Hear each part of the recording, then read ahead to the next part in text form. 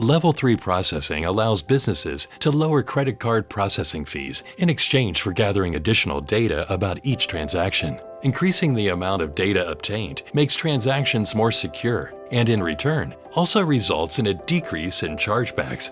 If you already have the Advanced Data Level 3 service, then today's new feature, Automatic Level 3, could be exactly the update you've been waiting for. To help you get the best processing rates possible, this feature adds Level 3 data completely automatically to all card-not-present credit card transactions on the merchant account. To set it up, simply log into the merchant portal. Go to Settings and then Automatic Level 3. There you can fill out as many fields as you'd like, and these values will automatically be added to all card-not-present credit card transactions on the account. You can even set some fields to dynamically change for each transaction, such as using the transaction ID or the current date. So, for example, if you are a merchant using a WooCommerce plugin and that plugin doesn't support Level 3 data, previously you would have been out of luck.